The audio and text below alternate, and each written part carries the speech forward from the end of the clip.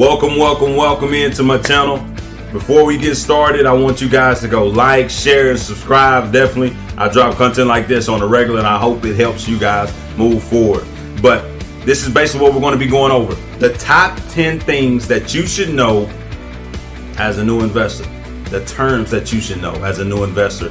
That way you're able to go out and network and make offers on these particular properties without sounding like an uneducated person, right? So check in, let's get started.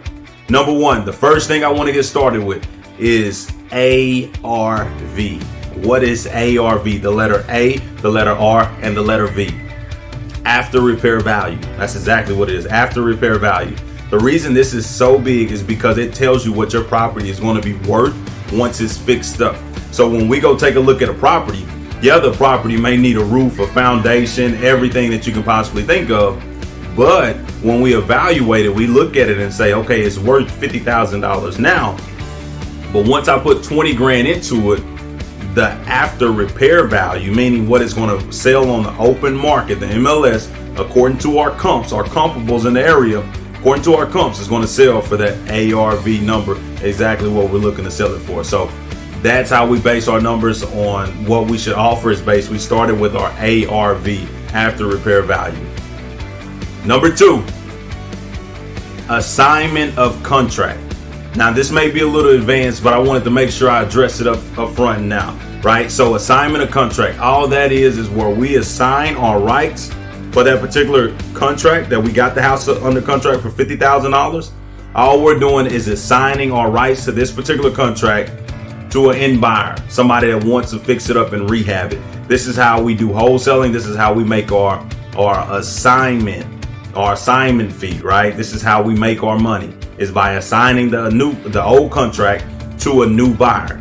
That's how we make our money. So assignment of contract is essentially all we're doing is signing paperwork saying that, hey, I'm relinquishing all my rights to buy this particular property to a new buyer for assignment fee. That's where we get that as well. But assignment contract is just another piece of paper additional to the contract, the original contract, that's going to allow you to assign that particular contract.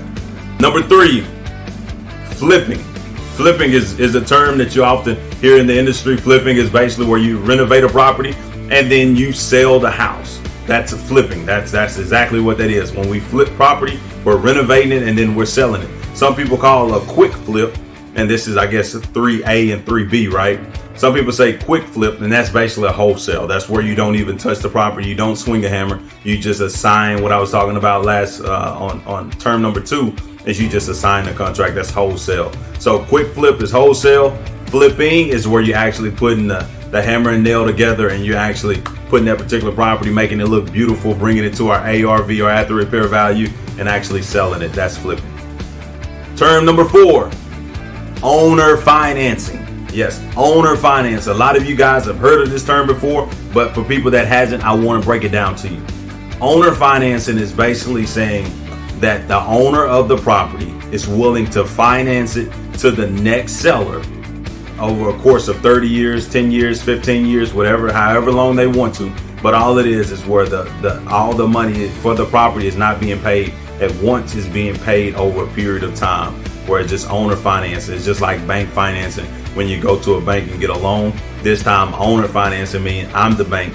I'm allowing you to get the loan, and I'm going to loan you the money for the particular property in a way of, hey, you pay me over payments.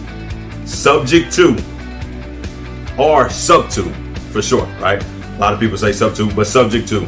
Essentially, all that is taking over the existing financing that's in place.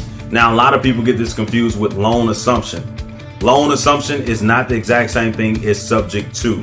Loan assumption is actually where I have to go and qualify for the loan. So I got to put up my W-2, I got to put up my check stubs, I got to put up everything that I have in order to acquire this particular property, right? In order to acquire that loan and qualify for that loan. But when we're talking about subject to, that is when I buy the property with the existing financing already in place. So it will trigger a due on sale clause, and I'll be coming out with another video talking deeper into that one.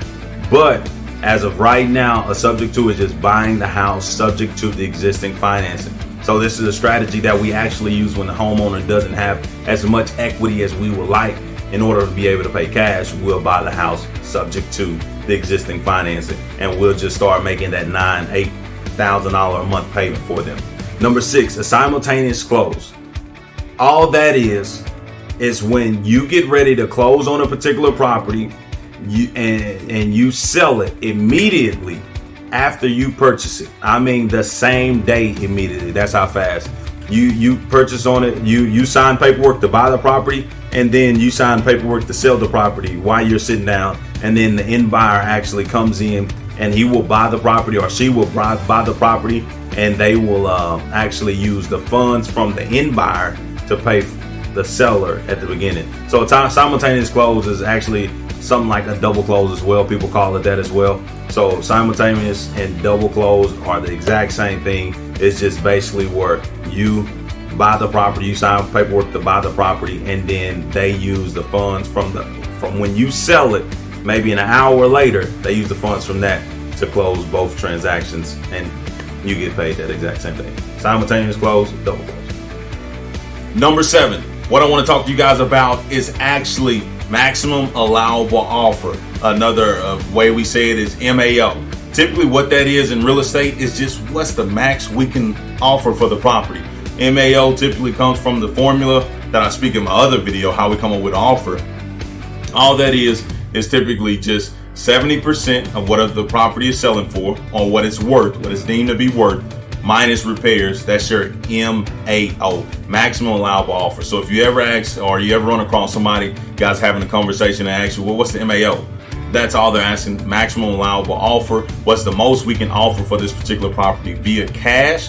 That way we can ensure that we get a deal, right? That's basically what it is. And typically before we offer an MAO, we always set a price anchor when we're negotiating and want to get their mind thinking a little bit lower than what our MAO is. That way when we present our MAO, they're actually talking about, okay, that sounds better than what you offered earlier.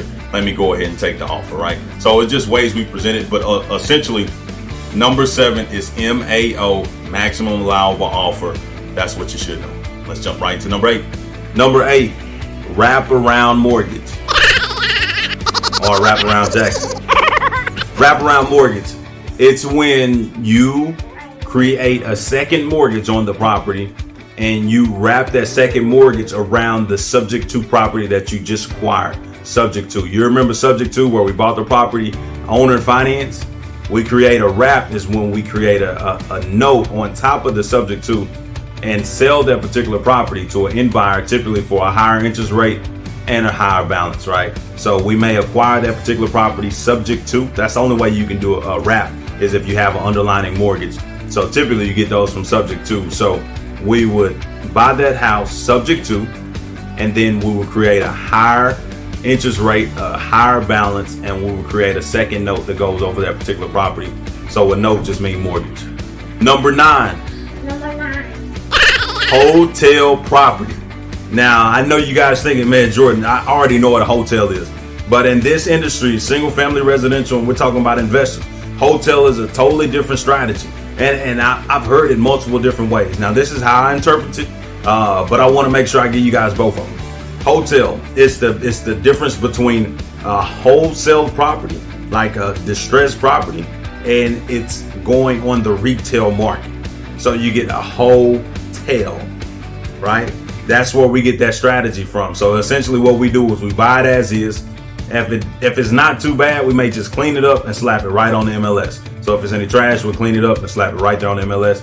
That way we can sell it for more and we get more eyes on it. So say if we can't find a buyer for a property, but it's not too bad, we know we got a great deal, we will clean it up, put it right back on the MLS. And sometimes we may get an uneducated buyer that's going out there just thinking they're finna get a fixer-upper, and they'll come in and put a higher price than anybody else. So it's definitely a great strategy out there, especially if you're not making what you think you should make on a wholesale property. If you got the funds to take it down, clean it up, put it right there on the market. And then some people call hotel properties from a standpoint of all you do is paint and carpet. Some people call that as well because it's like putting lipstick on a pig.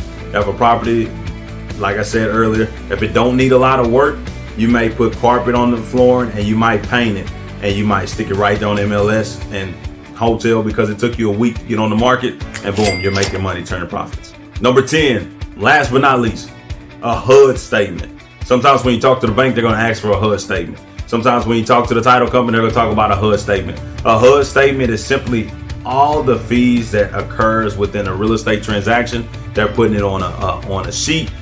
Some title companies call it HUD 1. Some title companies call it just HUD statement. Whatever the case may be, it's all the same. All it is just all the fees that had to come out of the real estate transaction. So basically, so they keep record. So a HUD statement is exactly that, a fee sheet essentially of just taking nothing but all the payments and putting them right there so everybody can see it. And typically you won't get that until you close on that particular property.